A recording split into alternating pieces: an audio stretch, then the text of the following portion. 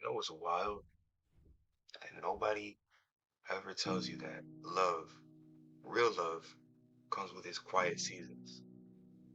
Like any conversation that you'll have, they'll talk about the passion and the joy and that I can't get enough feeling at the start of everything, but they don't ever talk about the nights where it feels like you're talking to someone who isn't answering back.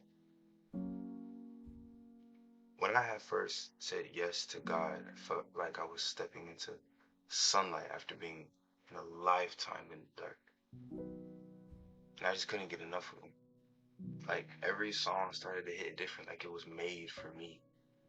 And every scripture lit up like neon lights. And even the little things, watching the sunset, hearing a friend laugh, it all felt like God was tapping me on the shoulder saying, that's for you and that's me. So at that point, I wasn't just doing things for him, I was doing things with him. It felt like a friendship that never ran dry.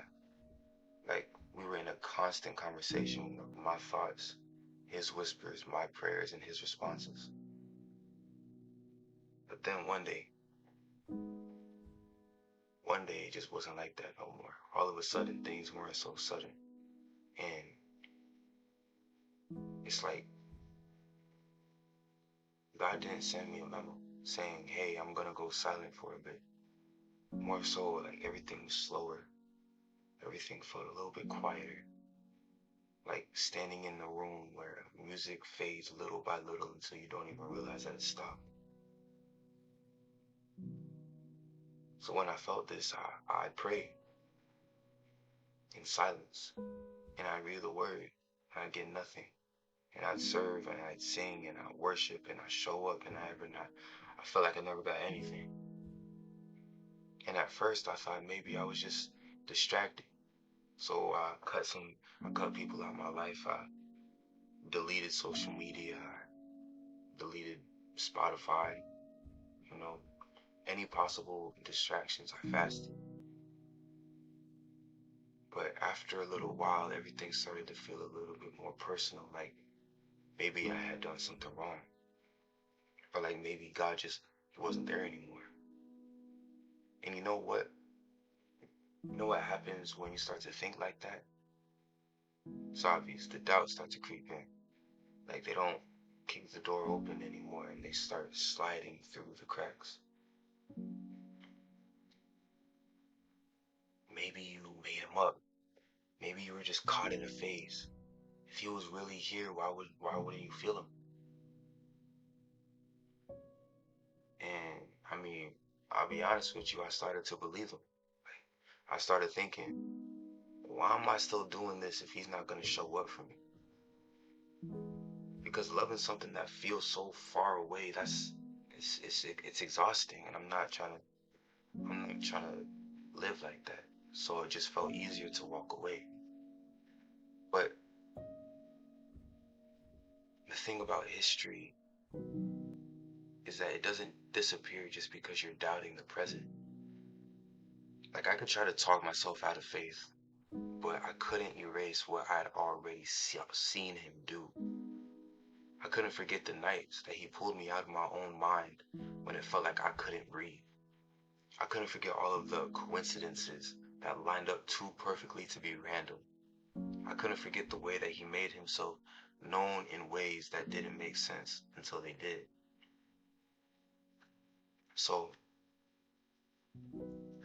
here's the way that the question had hit me. If I were to walk away from him now, then what exactly could I be walking toward? Because everything that I had tried to put in his place, it never lasted. Like, it never filled the gap. It never satisfied. So then that's when I realized that faith isn't always about feeling close to God. It's more about trusting that he's still close when I feel nothing at all. Choosing to believe that silence doesn't mean absence. It's just remembering that love is more than a spark. It's a choice. It's not just a feeling. So I used to think that faith was strongest in the moments that I could be loud and shout about it.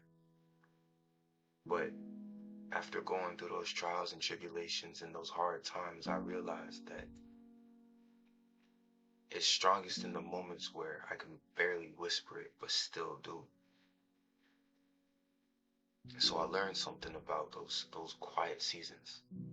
They're not punishment, they're preparation.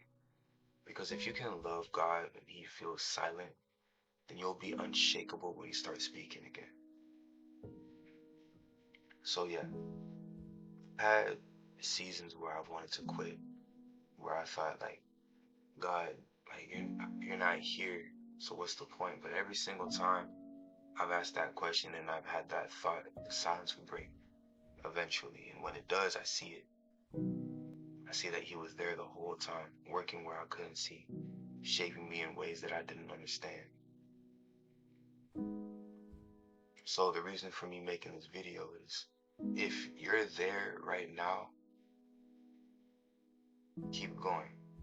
You've probably heard it before, but there's always light at the end of a tunnel. And don't let the quiet fool you, because you're not talking in an empty room, you're talking in the same exact room that God heard you the first time. So when that silence speaks, you'll know. And when you know, you'll realize that he never left you.